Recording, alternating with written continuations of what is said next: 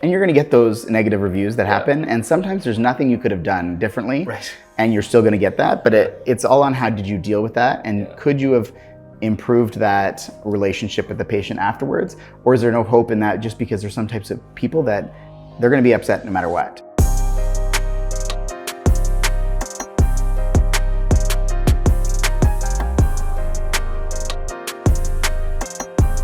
Hello, and welcome back to another episode of the 2020 podcast, Canada's #1 optometry podcast. I am your host, Dr. Harbir Sayan. Thank you so much for taking the time to join me here. As always, guys, always appreciate all the support, all the liking, the sharing, the commenting, and the reviews and the stars. All of that is so helpful to help the podcast grow.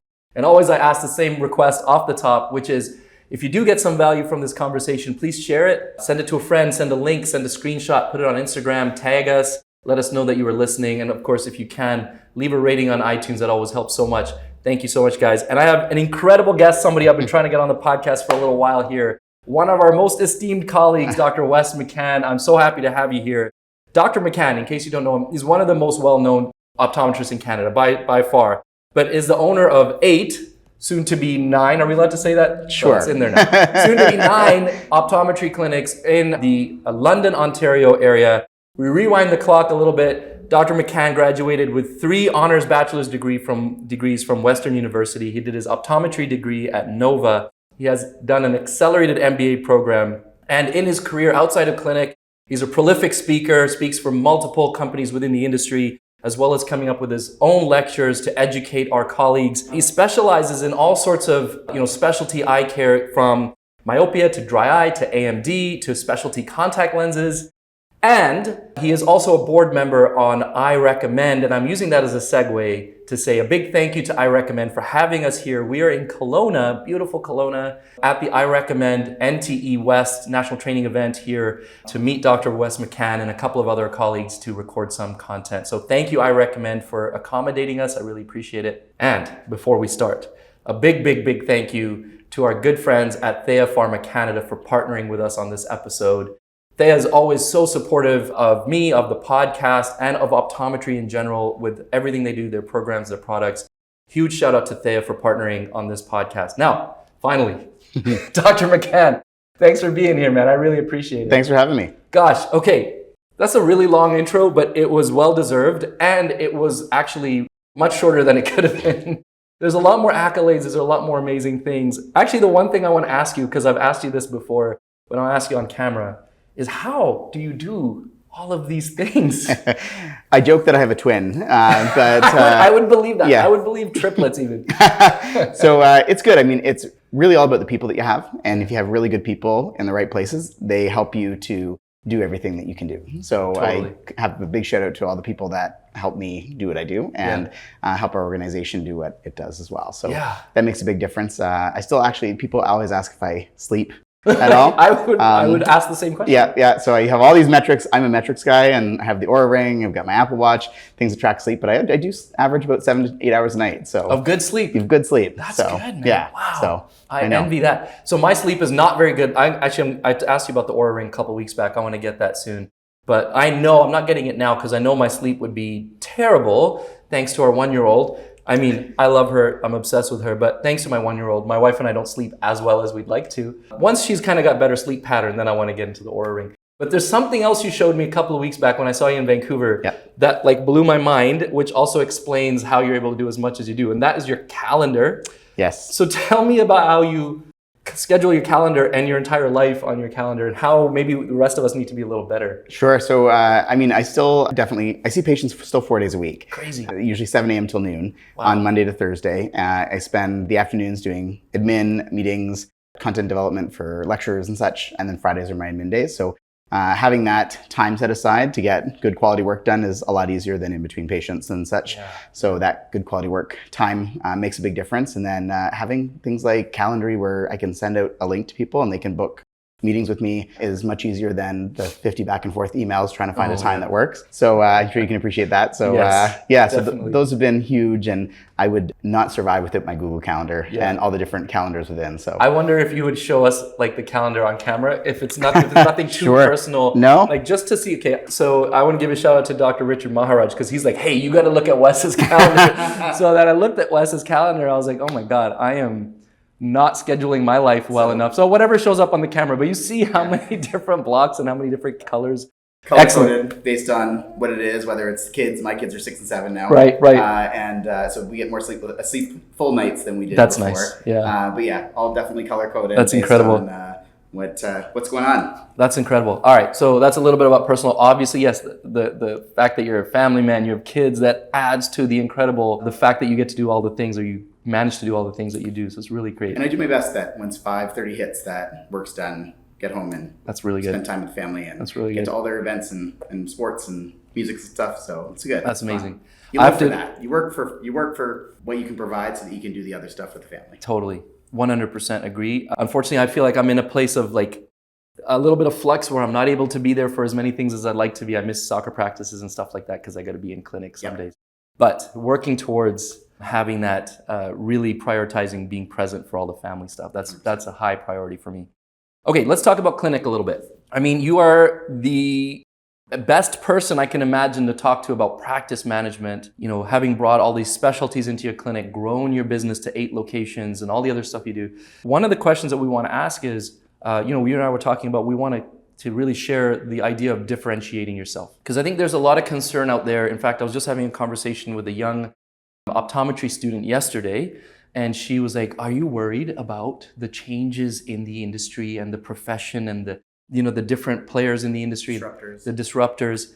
And I said, you know what, not really. Like, I'm very conscious of it, I'm very aware of it, but not scared of it.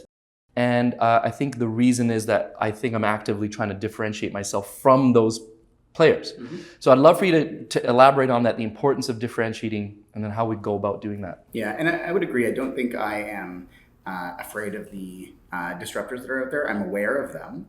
And I make sure, I think it's important that all our colleagues and new graduates are aware of the pros and cons of all the different modalities of practice. And I think independent optometry is certainly the best way to practice. And it offers the most freedom, the most ability to make your own choices for patients and for your own career. So I think that's definitely the best way to practice. And I mean, I'm an advocate for it because I recommend as well. Of course. But I think that's important. But for differentiating, I think there are the disruptors. There are always going to be a market for some of the budget conscious patients, but that's not the large majority of our patients that exist. So I think making sure you differentiate yourself on patient experience has to be number one. Yeah. Making sure you differentiate yourself on technology. So having good technology in place so that you can show a patient an incredible experience from how well we can take care of them and how we can ensure that we're the best eye care option for them out there. Mm-hmm. And then ensuring you have the best staff in place so that the staff create a better and most wonderful experience for that patient as well. Right. So anytime I look at any decisions I make in business, I kind of go through 3 pillars of what's best for the patient. Number 1, what's best for my practice. Number 2, and what's best for the industry. Number 3. Okay. So when you think about that and you make all your decisions based on that, it's very easy to make sure that you create a great experience for the patient and get them to come back and drive them back into your practice. There's a lot to unpack there, but that's really, really great insight. I love that you have, obviously the patient experience has to be important. What's good for your business and your practice is important, but the fact that you also have what's good for the industry, that's something that I really spend a lot of time talking about, is like what's good for the whole, what's going to help to continue to grow optometry and the profession in the long term to help it thrive. And I think that's amazing that somebody at your level has that in mind.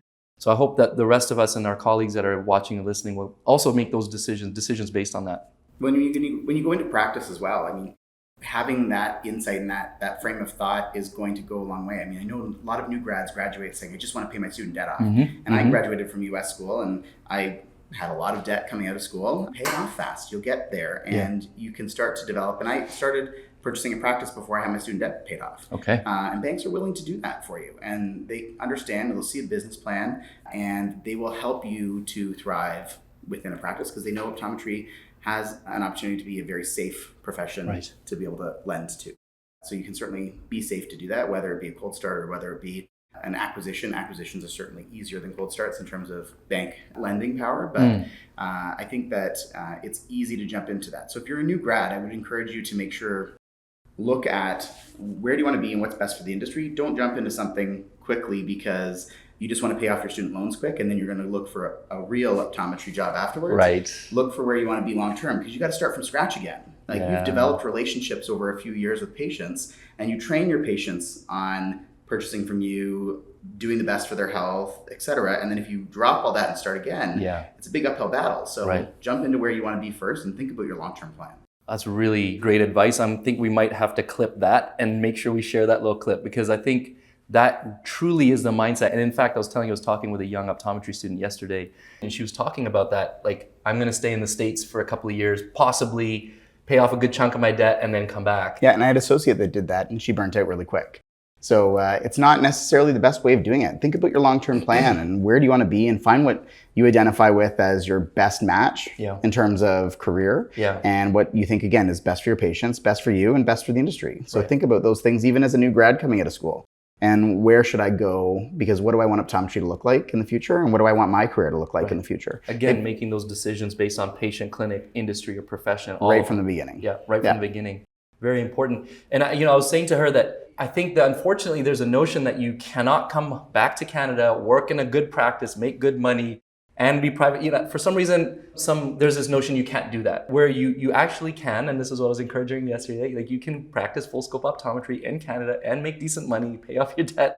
It's possible. It's not like a myth, I promise. But it's just the allure of that initial salary, that big bonus that some people are flaunting, that like sounds so attractive, and it's sort of a moth to a flame sometimes. You got to look at the fine print detail on all of those. If you're going to get money isn't free. So if people are giving it to you, there's something tied to it. So what's tied to it? How long do you have to be there? What do you have to produce to do that? Are you going to be run into the ground because they need to pay that money back? Money doesn't grow on trees, and they don't just give it to you for no reason, just with the hopes that you're going to stay there for a year. So look at the repercussions of that and why someone might be doing that. So if someone's offering a ridiculous amount of money for you to sign on, there's probably some strings attached, and there's probably a reason that they've gone that high, because no one else wants to be there. Yes, I think that I've heard that from a few different sort of wise people in our industry, which is like, it's not a no strings attached thing. There's no free lunch. You have to be very careful about what's in the fine print and behind the scenes. A couple of weeks ago, I was speaking with somebody, we won't use any names here, but of a very large organization in the United States that's one of the sort of the budget sort of level organizations, very large player. And this person was one of the higher ups, in the company. And we talked about it, and, I kind of expressed my discontent a little bit with certain types of modes of practice. And she was like, yeah, I get it. A lot of people say that. And, but they know that new grads come through, it's a revolving door. She's like, they come in for a couple of years, they leave. They come in for a couple of years, they leave. They understand that, but that business almost thrives on that. And I was saying to a couple of different students, I'm like, what if we stopped doing that? That flywheel would stop, right? We are supporting that flywheel. We are supporting that mode of optometry, that mode of practice, right? If we were to say, no, I'm going to go practice full scope optometry because I can still make good money. I won't burn myself out. I'm not going to go practice in this setting. They wouldn't be able to thrive the way that they're thriving. They might survive, they might do okay, but they wouldn't be the dominant player in the industry that they are, because they are feeding off of these young optometrists, trying to pay off their debt as fast as they can. So I saw that and had that conversation. It was kind of enlightening. They know what they're doing. It's not by accident, and they're like, it's cool. We recruit thousands of new optometrists every year, and then 1,000 more leave, right? It's just this turn wheel. Well, think of what optometry would look like if all of those were replaced with high quality, patient-focused, and optometry-focused practices. It would look, I think, best again for the patient, yourself, the entire profession would look a lot better. 100%. We talked about this entire tangent here started from differentiating yourself. Okay. How does one, let's say we have an optometrist who's practicing primary care, or a student that's about to start practicing is trying to figure out which way to go. How would you suggest, what's a way for us to figure out how to differentiate which specialty to go into? Because it's hard, right? There's dry eye, there's myopia, there's AMD. We can't do it all at the same time, or we don't want to start all of them at the same time. So I think it's going to come down to a number of factors. Number one, what's your passion? So do you have a passion for one of them? So that's important. And the buy-in from all of the doctors and even staff at the practice have to be there in order to really make that subspecialty thrive. The second one is, do you have the patient base for it? So if you want to do myopia control, can you take a look at your patient base within your practice and find out, okay, well, how many kids do I see versus seniors versus middle-aged adults? So can I build and thrive on a myopia control practice and really build that out and build into subspecialty contacts with ortho-K, et cetera, if I'm seeing 2 kids a day, or if I'm seeing 5 kids a day, or if I'm seeing 10 kids a day?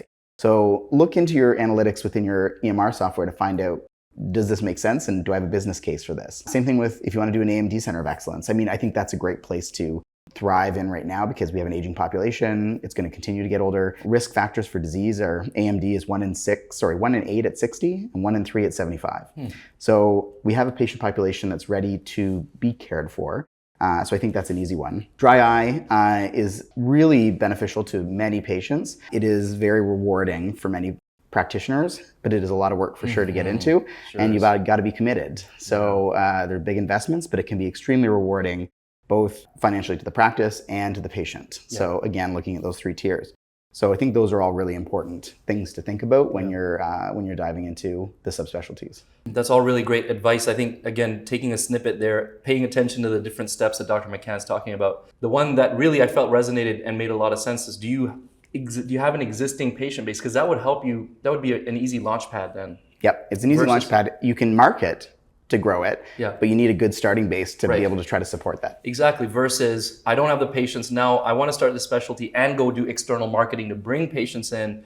That's a lot more work and a lot more cost involved. That would explain why, I mean, we did the kind of analysis in our office, but that would explain why myopia management took off much quicker for us. We do dry eye and it's been growing well, but at a much slower pace, and myopia management sort of shot up, but we see a lot of kids in our practice. Yes, and I think a lot of practices do see a lot of kids. There's the odd ones that have grown with the practitioner over time, and they may not have a lot of kids initially, but that grows and changes. The large majority of practices can absolutely invest into myopia control, and I think it's standard of care now in Canada. So we really need to all be looking at that as an option. That is an interesting term, standard of care. Okay, so I use that. I mean, it's easy for yourself, of course, but I would say even easy for me to say that myopia management is standard of care because I do a lot of myopia management in our practices. Tell me your thoughts on this. I think some people, I don't want to say people, some of our colleagues, some of our friends who don't do myopia management might be a little almost offended to hear that myopia management is the standard of care because they don't maybe practice it in their... Do you think that's true? Do you think some people are kind of like, well, you're calling it standard of care. I think I practice standard of care in my practice. Do you think we should be a little bit more direct, be like, no, sir, I think you need to raise your standard? Or should we be a little bit more like, okay, that's good, you're a good practitioner, but I think we should level up a little bit? I think now there is enough literature out there to support the fact that managing myopia is important. And I think of it like a disease. So if you had a glaucoma patient that came into your practice and you chose not to monitor them because you didn't have the technology, you'd have the responsibility to refer them out to have someone that does. If we look at myopia and we look at the epidemic that it's going to create over the next half a decade, we're going to see major vision problems associated with long-term health complications from patients when they get older. So I would argue, how is that any different than managing glaucoma? So you're ignoring a disease early that you have the ability to curb, and if you ignore it, are you doing just as bad to your patient as you are by ignoring glaucoma until they get significant vision debilitation and then manage it. So I think if you look at it like that, I don't know why you wouldn't manage glaucoma, and I don't know why you wouldn't manage myopia. So we have the options to do it. The studies show that it's effective. The studies show that the risk factors that exist if you let it get to high myopia, and every diopter counts as well. So every diopter you go up, it's 67% increase in maculopathy. So why wouldn't you want to reduce that risk? Sounds like you're in the first one of the, no, sir, I believe you need to get on this right now. I am. And I know it's difficult. I know there's investments and such into that, but you can start early by managing it. And I think everybody really should be working towards having a biometer in practice to be able to manage axial length, because what's the disease? The disease is the eyes getting larger. So how do you manage that without measuring how big the eye is getting? So I think that's the challenge. Is certainly there's an investment there, but it's no more investment than buying an autorefractor. Like, it's about the same cost of an investment. So as long as you're charging appropriately for it, for having a myopia control program, it will pay itself off, and I think you're doing the best for the patient at the same time. So again, if you look at those 3 pillars, I think we're doing the best by patient, practice, and industry. Absolutely. Thank you for that. Back to dry eye for a second. You mentioned, it's a bigger investment than some of the other specialties. Certainly from the patient time investment, it's a greater investment I found in that sense too. Like there's a little bit more hand-holding and kind of psychological component to it. But let's go to the technology investment side. Let's say I want to go into dry eye. There's so many toys and diagnostic equipment and treatment technologies and all these things. When do you think is the right time? Let's say I'm at ground one, square one. I have a proper practice optometry clinic, but no fancy technology related to dry eye. I got a slit lamp and fluorescein, all that kind of stuff. When would you say is the right time, in your opinion, of how can I make that decision of when should I buy a piece of equipment? And in your mind, for dry eye diagnostics, where's the right place to start? I think that if you just want to get your feet wet and understand, is there a need for dry eye in your practice? I think you need to express everybody's meibomian glands, see what kind of meibum comes out, do fluorescein staining, and do a symptom score. Start with that. As a questionnaire. As a questionnaire. Right. So DQ5 speed is what we do for all our new patients. Right. So start with that, and you'll be convinced that a lot of your patients have dry eye disease. Okay. So once you do that, I think you can convince yourself, okay, I need to manage it at home, and I need to consider in-office treatments. So pick what suppliers you want to use in terms of at-home therapy, and then pick what you want to consider in terms of in-office treatments as well as diagnostics. So I think your next step is getting a meibographer, and osmolarity is a great tool to have. I would say if you can invest in it early, it's beneficial. Again, we're treating these patients that their symptoms and signs don't always match up. So when you have a patient that comes in and they're struggling with dry eye, you make significant improvements. If you don't have measurables to show the patient that they're improving, whether it be starting with at-home therapy or going to in-office therapy, it's difficult to have that patient buy-in and even the staff buy-in and the doctor buy-in that it's working. So when you have a lot of measurables like osmolarity, meibography isn't going to change necessarily, but it's a good way of educating that patient in terms of why they need dry eye disease management. And we have like non-invasive tear breakup time. Those things are valuable tools that we can invest in as you move down that path of more advanced dry eye treatments. We jumped in with iLux to start because we wanted something that was a low barrier of entry, low cost, and see could we sell a UK to patient on dry eye treatment. So can we show a patient that they need it and will they invest in doing it? So that got us to a point where we were convinced, we can manage this and we see the outcomes are positive. So then we moved into have LipiFlow, we have RF, we have IPL. I think you need to pick thermomeibomian expression device, whether that be LipiFlow or RF or iLux, and you need to pick an IPL. Right. So those are really important technologies to have once you move into that next phase of advanced treatments in office. Right. And find out what works best for your practice and what works best for your flow in your practice too. And same thing goes with a meibographer. We incorporated meibography into our primary care exam and increased the exam fees when we included it. And that gave us such a great educational tool to show patients disease, dropout, and why we need to manage it both in office and at home. So that was a huge turning point for us in terms of ramping up our dry eye management. So, and then look at all the meibographers that exist and what works well in your flow. So if you're going to do it in primary care, what's the best place to put it? So for us, it was on the pretest table. Right. So what meibographers exist that can fit on your pretest table and what might integrate with your EMR in terms of exporting a PDF so that you can look at that in your exam room.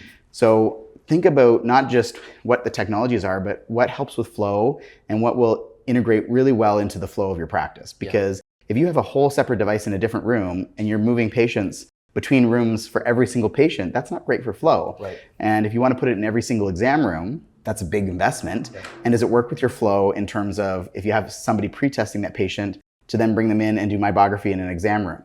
So what's going to work best in your practice in that respect? And that'll give you enough data to be able to educate your patients really well on that. I love that. So in your case, so obviously starting with the basics, the questionnaire, the staining, the meibomian glands, that's all stuff we can do now without an investment. 100%. And then at-home therapies, we're going to get into that a little bit. But as far as buying a piece of technology, you're saying meibography seems like the best place to start as far as from diagnostic.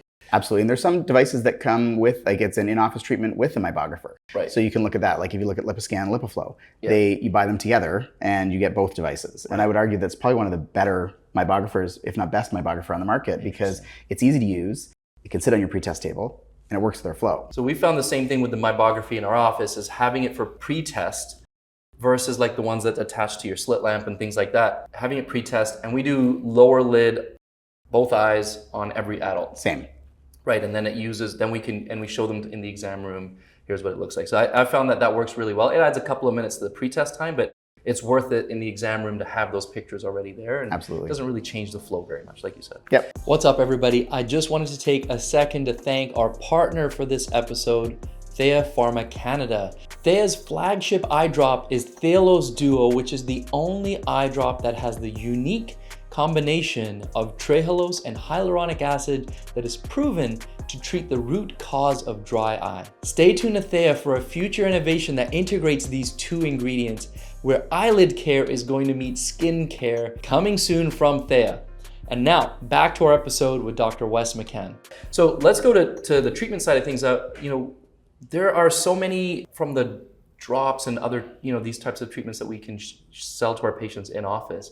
So many vendors that we could work with. Again, somebody starting out in dry eye, how would you recommend I go about picking a vendor to sell eye drops? Yeah, because you don't want to be a Shoppers Drug Mart where you have a whole shelf of all these different kinds, because the patient gets to the front desk and That's they're like, interesting you see that, because I always thought the best thing is to have a whole bunch of different drops. But yeah, so we found over time, we did have a bunch to start, and then we found, okay, well, these SKUs were going through a lot, and these ones were not doing as much. So why are we not doing these ones as much? And you also have confusion. When the patient gets to the front desk and you say, or the staff says, the doctor's recommended X, Y, and Z, and they say, well, what about those ones? And why can I get those? Well, they're $10 cheaper, or they're $5 cheaper, or whatever it is. Well, that's not the one the doctor recommended. And we already went through a talk track in the exam room. They only might remember 20% of that. Yeah. And then they get to the front desk where they reiterate everything that we said, because we have a nice sheet that we hand the staff, and the patient takes it home. Okay. It's got QR codes on it that link to clinical studies for the patient, or instructions or videos, etc.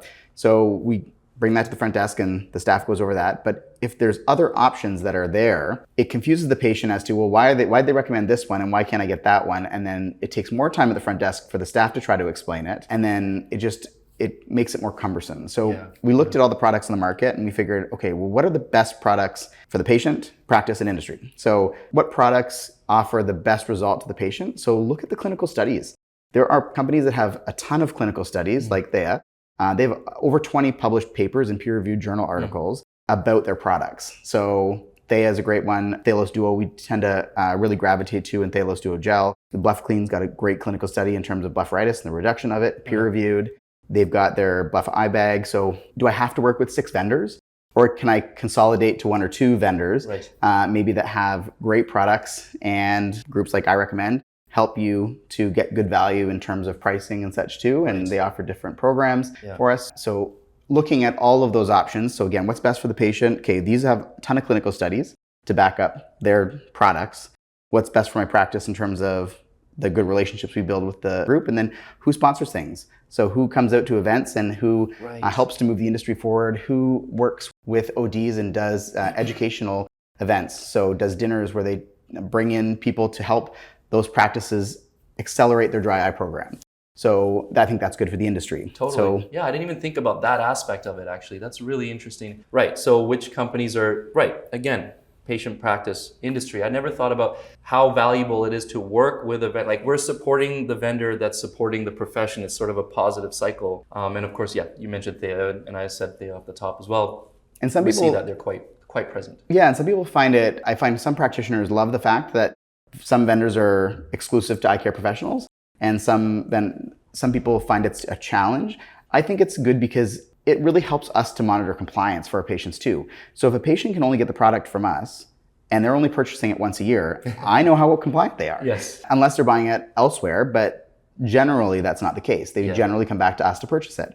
So you can get a good measure on compliance just strictly based on patients' purchasing patterns. And if they only purchase it from us, and if you make it convenient by having it on an online web store through your office, we ship it for free to patients if they over a certain dollar amount. So all of those ways can help us to, number one, elevate the practice, but also help us to understand the patient's compliance. So true. And compliance is maybe the number one factor when it comes to efficacy, right? I mean, absolutely. If it's not going in your eye, it's not going to be effective. Correct. So that's a huge factor as well. That's excellent. I love this through line of how to make decisions in your entire career here. Is it good for the patient? Is it good for the practice? Is it good for the profession? I love that. And I think you can, like you said, use that decision-making tree in almost everything. Almost everything. When you're coming out of school, when you're trying to open a practice, when you're deciding which vendors to work with. I love that. Excellent, excellent, excellent. When it comes to clinical side, I know you're like clinical mastermind as well, and you talk a lot about clinical pearls and things like that. I don't do a lot of clinical discussion on a podcast, but I feel like I would be remiss if I didn't at least ask you a couple of questions. Just high level,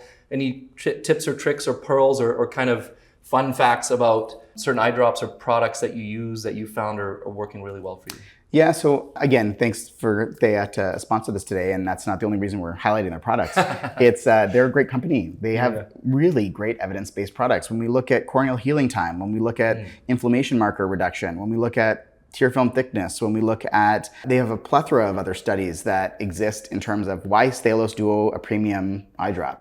And when we have to explain to a patient why we're recommending a specific product, if you can't back it up with reasons or clinical studies, I would feel like I would second guess my recommendations. I mean, everything we prescribe in glaucoma, anything is all evidence-based. So why wouldn't That's a good point. an over-counter product also be evidence-based? Right. And if we are going out there to say, hey, I want you to do this, this, and this, I should have data to back up why I'm suggesting that. Like I said, Blephoclean is one within 14 days can reduce the bacterial load substantially, and they've got a peer-reviewed journal on that. So Blepha eye bag was used in the DEWS 2. So let's look at all of the data that exists. I think we've heard of that before. Yeah, so let's look at all the data that exists and make sure that we're communicating that to the patient. And patients want to do their own research. On a podcast, you can't see me doing the air quotes. But well, if you're watching YouTube, there you go. The air quotes. If you're recommending to a patient, patients want to do their own research. So provide them the research.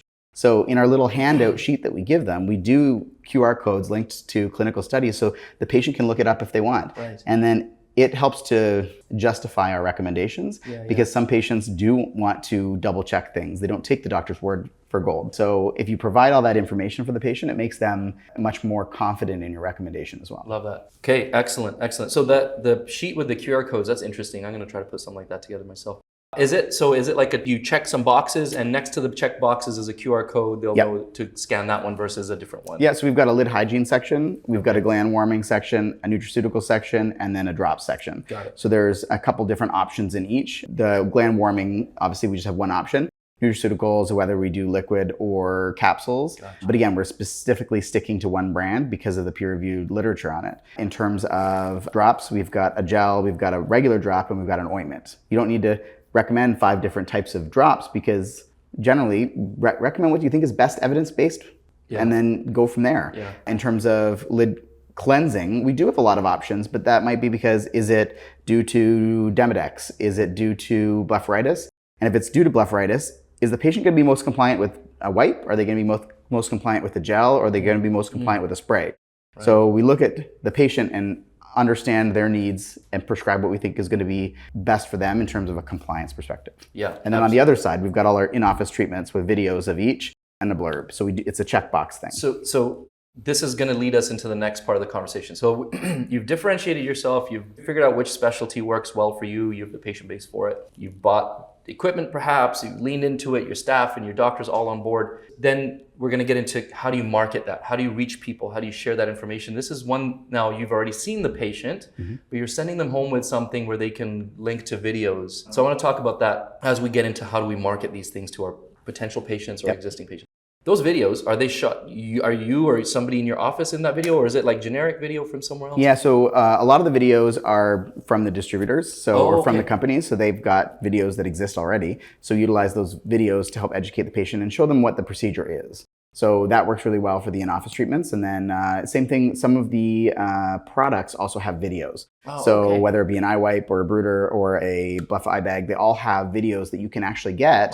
You can add to your own YouTube, and then you can link to your YouTube with the QR code that you can create online. So they're going to your YouTube channel, not some other YouTube. So it's and I can track the viewership, and I can track how many views there are based on the QR code. This guy, see? This is why he's on the podcast. Honestly, there's all these topics we've covered. We probably could have broken into individual podcast episodes. We're trying to cram it all into one. On that note, before we get into the marketing side of things, making one thing that I actually want to do in our office and we're hoping to do soon is I want to create some content that's with me and my business partner, maybe our staff, to talk about some of these things. It's nice to use some of the generic videos. That's a good first step. That's a big one. And I probably need to do that since they exist already. But I do also want to create some videos where it's like me talking. Like, here's what we do in radio frequency treatment. Here's what we do with the IPL treatment. Here's how to perhaps do a blepha eye bag, and so on, like little instructional videos like that. In this little, I want to give a quick shout out to Akira Media Marketing, who's helping us film this. And shout out to Savaj, because using a company like this is a great way to start. So there's companies out there that can come to your office, can film this content for you, edit it, clean it up, make it look good, and help you put it on YouTube and all that kind of thing. Totally. So that's maybe a next step if you wanted to get a little further into that. But let's talk about marketing. Tell us about some of the different ways that you're using marketing to maybe attract new patients. Yeah. So in terms of attracting new patients with myopia control, for instance, we do have Instagram and Facebook ads that are targeted specifically to a parent age group, so that we can try to educate parents and drive them to our website and drive them to our information. We do blogs on our website as well. So those help in terms of getting more people driven to our website. So those have been great for external, but I think you have a lot of opportunity for internal marketing as well. So internal wise, we've got monthly emails that go out to patients, and one email will be an educational component and one will be a promo or something that we have ongoing, maybe even a promo that helps to drive that patient to the email. And our click rate is actually quite high on those types of emails that we have to patients. And then we have... Sorry, and you said monthly. We have a monthly one for that. But now we've started a drip campaign educational component for our patients as well in an email marketing. So when we look at our patient demographic and we look at a parent, what would be the age range of a parent? So we picked 25 to 45. Okay. And for that age range, that parent or anybody in that age range will get an email about myopia control. So the first email is about what is myopia and the disease in general. The second one is how do we control it? And third one focuses on a specific technology we want to grow within our business. So Ortho-K, for instance. If it's dry eye, we pick a different age group, and we picked from, I think it was 40 to 80.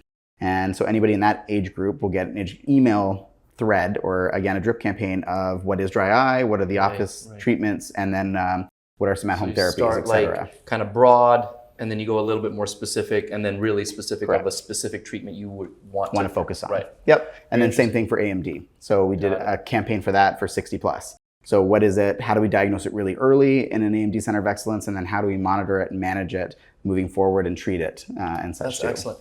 Are these emails done through your EMR? No, they're done through, so we use a marketing agency, Marketing for ECPs. So they create all of our email content as well. So we have a session where we sit down and they ask us, what do you want? What areas do you want to focus on? And they develop all the content and all the graphics and everything for you. And then they also execute the emails for us. That's excellent. And then how about creating those little cohorts then, those segments of your patient population? How do you extract the 25 to 45? Yeah, so our EMR export our patient database. It'll have the age of all those patients as well. So then we would submit to Marketing for ECPs the email address and the age, and then they would be able to then take that and select for that. You got it, and then separate it and send it out. Excellent. That's really good. Excellent advice. I appreciate that. That's super helpful. Anything else you want to share on marketing side of things before we get to wrapping up? I think marketing, it's really important to show your brand presence online and show what you're all about, and make sure that you get Google reviews to reinforce the peer group in the community and what they think of your practice. So a lot of people pay attention to social media and Google reviews to make a decision as to where they want to go. So we make sure we create the most premium patient experience that there is, and you charge appropriately for it, and we're not the cheapest in the city. Right. So again, when we talk about disruptors, it doesn't mean that people are going to flock to a disruptor because they're the cheapest. They look at, okay, what's important to me, and what do I look for in an eye care experience? And if I can provide the premium one, and I have peer feedback that's saying that we're a great experience, and we've got a great brand presence online through our website, through social media, and through just the Google business page, then that helps to reinforce that image to a patient that, that's a place I want to go. So it drives new patients to our practice. And some of our practices have over a 40% new patient rate, and they're well-established patients. Crazy. So it has to do with what's your external image that you're portraying, and how do you get patients to come to your practice. Yeah, that's excellent. I definitely found, I'm sure many of us have, that Google reviews are sort of a self-perpetuating thing. Once they start to increase, you start to see more people come through, which gives you more Google reviews. Which, you got it. Right? Certainly have seen that as we've sort of hit a threshold above, once we crossed like 100 Google reviews, and you start to see all of a sudden, now we're getting Google reviews really fast, whereas getting to 100 was a bit slow. So it's sort of this like positive cycle when you get there. Do you do anything specific to get more Google reviews? Do you ask patients? Do you do any other? So we use a software where we send a text message to patients after they arrive, just, hey, how would you rank your visit on a scale of 1 to 10 or 1 to 5? And that feedback comes back to us, and they may leave a Google review or they may just decide to leave internal feedback. So the nice thing is that we get a really good idea of our Net Promoter Score, and we get an idea of what are patients appreciating and can we improve upon to elevate the experience some more.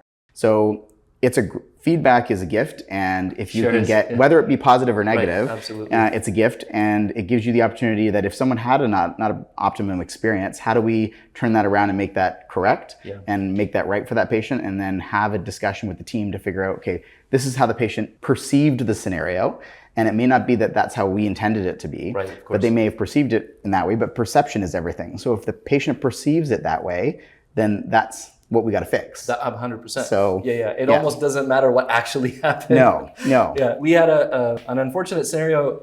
Patient came in and saw one of our associates. She had an eyelash or something stuck under her eyelid that wasn't there for when the appointment happened. And the doctor removed whatever the foreign body was in a normal process, flipped the eyelid, removed the foreign body, patient went on their way, and they left a 1-star review. Even though the reason that patient came in, the chief complaint was addressed. She left, I felt better. We thought we had a win there. Turns out she was upset that he pulled her eyelid a little too hard when he flipped it. And she didn't say anything in office, and it's just like, okay, so now we're like trying to contact the patient, let's talk about what happened there, because no matter what, even though the chief complaint was dealt with, she perceived the process as being unpleasant.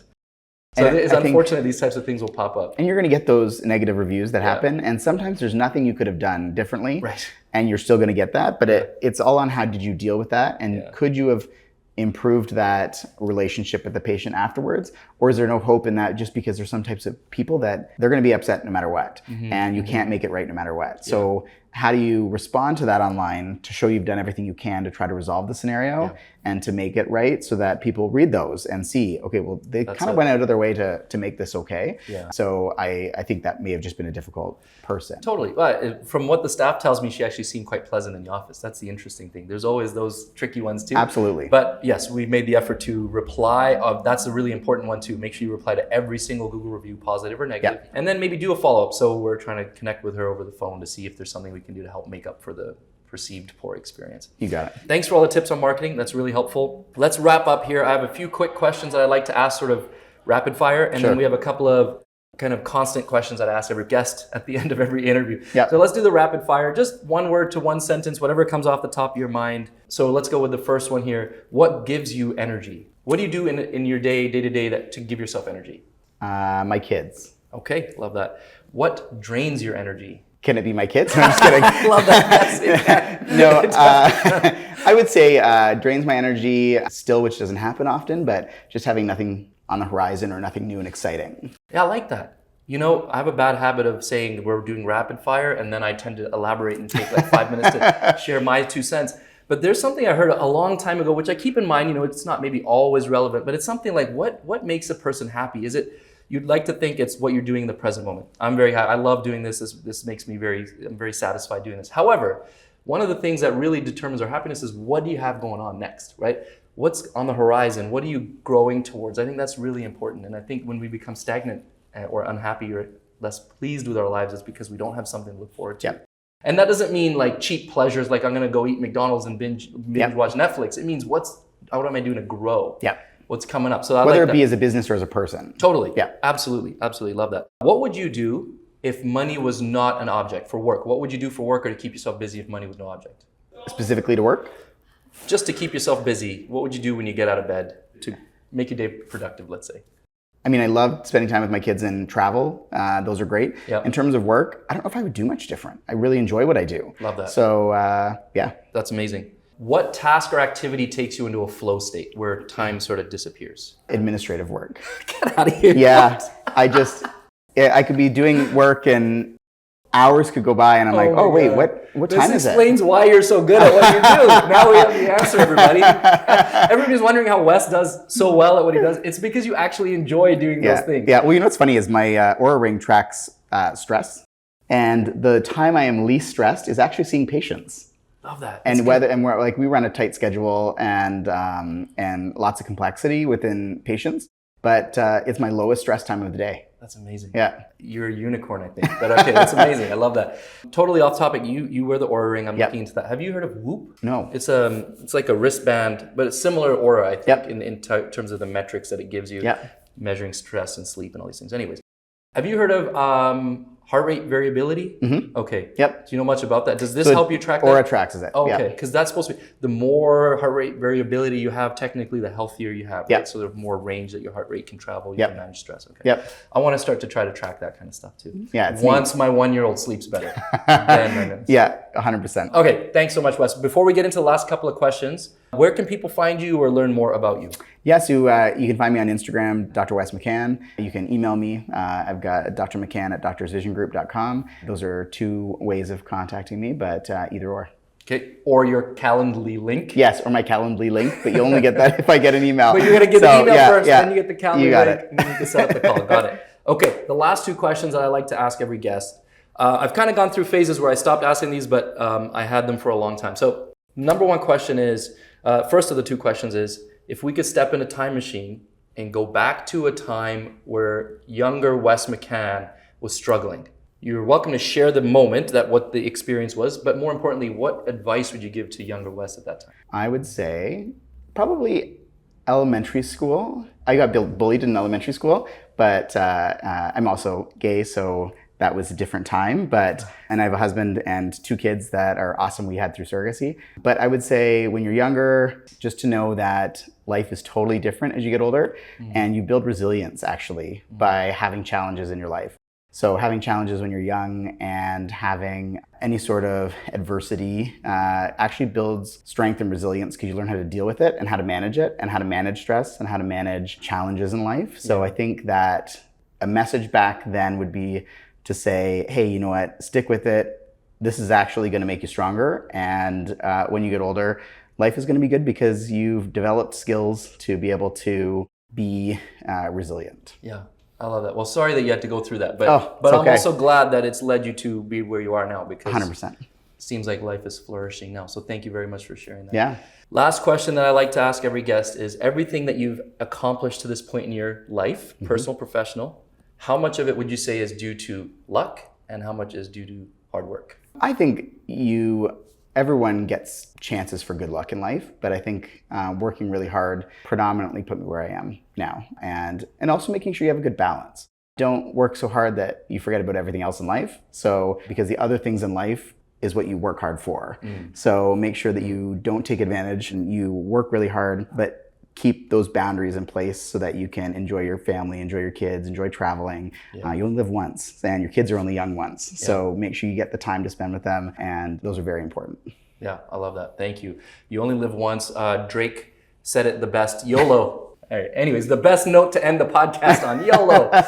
Thank you so much, Wes. I really appreciate this, man. Hey, this has been pleasure. amazing. I'm so glad I got you on finally. Yes. This is not the one and only, though. Actually, we planned to do another one in the near future, maybe 6 months or so. So a lot of stuff we didn't cover today, we certainly will. And if you've listened to Wes and you're like, okay, I have questions about something that we talked about, drop them, message me on Instagram. You can message Wes as well, or just DM me. We can save those for next time. I'd love to answer some of the questions that maybe some of our colleagues have out there.